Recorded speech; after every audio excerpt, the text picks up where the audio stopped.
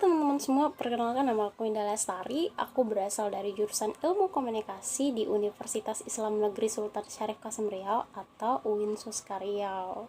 Nah, saat ini aku sedang semester 6 dan aku sedang menjalani tugas dari salah satu dosen aku di mata kuliah marketing media. Di video kali ini aku bakal bahas tentang seputar dunia marketing media. Apa aja kesalahan-kesalahan yang sering dilakukan media dalam memarketingkan medianya, dan apa aja yang harusnya dilakuin. Ini berdasarkan sudut pandang aku ya. Jadi tuh kayak mungkin teman-teman bisa berpendapat lain dan sesuai expert, kayak apa kata expert juga, tapi aku di sini menjelaskan sesuai opini aku dan sudut pandang aku. Nah, yang pertama aku bakal ngomongin tentang film atau tayangan. Nah, buat anak-anak era 90-an ya, yang sampai sekarang itu pasti tahu banget sama film-film Indonesia yang nggak cocok jam tayang atau salah peletakan jam tayang gitu. Contohnya kayak film-film sinetron. Nah, itu kebanyakan dari pagi sampai siang. Harusnya film-film sinetron itu menurut aku nih ya, diletakannya malam sih. Malam sampai subuh barangkali, yang banyak orang tua pulang kerja begadang terus nonton gitu. Bukan di jam pagi sampai siang, jam intensifnya anak-anak di rumah sama orang tuanya. Bayangin aja ini kalau orang tuanya masak gitu, sibuk di dapur gitu, papanya kerja gitu, mamanya masak sibuk di dapur atau jualan kue atau apalah gitu sibuk, dan anaknya dibiarin sendiri di depan TV. Bayangin aja, anak 9 anak-anak 7 tahun, umur 7 tahun SD sampai SMP pun, rasa aku umur 13 tahun itu sangat mudah merekam apa yang mereka tonton. Jadi mereka tuh tanpa pikir panjang, ya udah itu aja gitu. Jadi mereka apa yang menarik mereka tonton, dan apa yang menurut mereka benar, jadi kayak yang mereka lihat gitu. Oh, ini nih artis nih, nggak salah dong aku ngelakuin kayak gitu.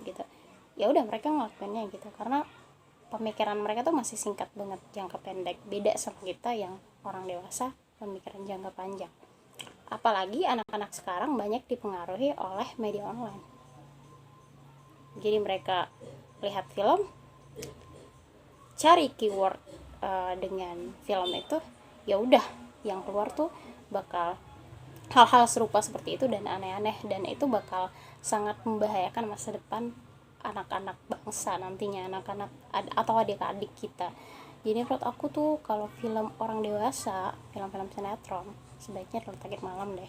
Dan film dari pagi sampai siang itu ya kayak film-film kartun, atau tuh kayak di TVRI ada kartun Kok Bisa, dari konten kreator Kok Bisa, Kobi dan Sasa ya. Dia kayak berkolaborasi sama Kemdikbud RI dan buat konten itu dalam hal pendidikan. Jadi kan jelas tuh have fun dan mengedukasi. Oke, yang kedua kita bakal bahas tentang kode R plus BO dan D. R plus BO itu remaja, plus bimbingan orang tua, dan D dewasa. Jadi menurut aku kode ini juga jarang kali ditempatkan gitu. Jadi kayak nggak jelas gitu, ini RDO atau dewasa ya gitu. Dan mungkin kita tahu bedanya film dewasa sama remaja atau bimbingan orang tua, tapi anak-anak kira-kira tahu nggak ya? Dan rasa saya nggak tahu. Jadi itu harus dijelaskan, harus diperjelas ya secara rinci. Dan mungkin buat orang tua nih di rumah, kalau memang memilih media konvensional digital seperti TV, radio, dan lain-lain, itu bisa pakai TV berlangganan dan bisa ngatur channel. Jadi tuh apa yang hadir tuh notifnya tuh tentang film anak-anak gitu. Jadi lebih cermat aja. Kalau memang milih internet digital ya kayak seperti Android, kita bisa setting di subscribe di YouTube yang channel-channel edukasi, sehingga notifnya nanti yang keluar channel-channel edukasi juga, dan itu lebih mengamankan masa depan anak-anak atau adik-adik kita nanti. Kemudian yang ketiga, ngomongin iklan. Nah, ini salah satu alasan aku ya kenapa milih YouTube daripada media konvensional digital seperti TV, radio dan lain-lainnya. Di YouTube itu nggak banyak iklan, itu yang pertama. Jadi kayak kita mahasiswa yang banyak banget makan waktu kegiatannya dari pagi sampai malam, akan lebih mempersingkat waktu kalau nonton YouTube, kalau nonton di digital media. Jadi aku lebih suka nonton YouTube karena memang itu iklannya singkat. Nah, mungkin bisa dipertimbangkan juga untuk media konvensional digital seperti TV, radio. Jangan panjang-panjang buat iklannya, karena ya mungkin bisa diatur lah. Memang kita butuh untung juga dari iklan itu. Memang media butuh keuntungan juga dari iklan itu. Tapi mungkin bisa diatur lah, atau bisa diinovasi, diinisiatif, atau dikreatifin sedikit gitu, supaya orang-orang lebih milih TV juga, supaya bisa balance ya mungkin ya YouTube dengan TV. Jadi nggak cuman ibu-ibu aja yang nonton TV terus anak-anak ke YouTube semua gitu kan. Jadi mungkin itu. Nah, terakhir aku bakal bahas tentang tayangan edukasi atau tayangan-tayangan inspiratif seperti ILC, Indonesian Lovers Club, dan mungkin Kick Andy dan lain-lainnya gitu, atau hitam putih. Nah, kalau aku amati dari segi pemasaran, sangat-sangat apa ya, sangat-sangat minim lah gitu. Bahkan anak-anak remaja, bahkan aku sendiri di dunia mahasiswa tuh banyak teman-teman yang nggak suka nonton itu. Tapi kalau aku pribadi suka sih, dan itu tergantung kepada pola pikirnya juga, mau nonton channel yang mana, lebih suka recehan apa lebih suka edukasi. Tapi kalau aku pribadi lebih suka edukasi.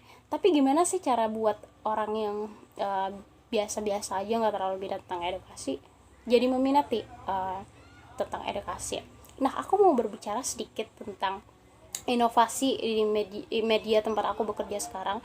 Aku tuh sekarang bekerja part time di sebuah media terbesar di Sumatera, di Riau, namanya Riau Post Media. Aku tuh diletakin ke bagian remajanya Zetizen.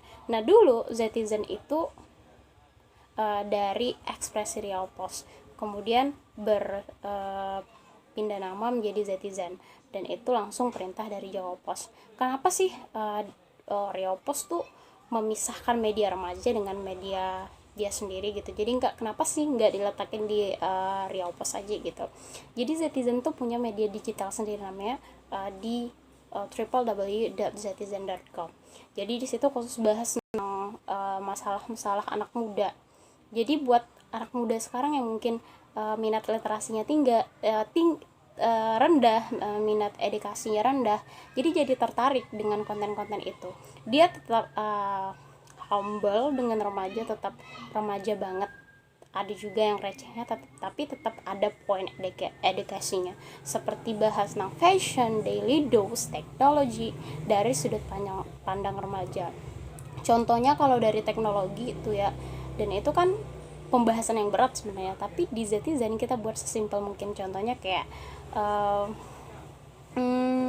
apa ya, kayak apa aja sih yang bisa dilakukan robot ciptaan Jepang ini. Jadi kita kayak nggak terlalu bahas teori mendalam, jadi cukup menyinggung dikit-dikit aja, tapi yang penting masuk poinnya. Dan mungkin metode itu juga bisa dilakuin oleh konvensional media digital sekarang. Jadi kayak TV atau radio tuh bisa nerapin itu.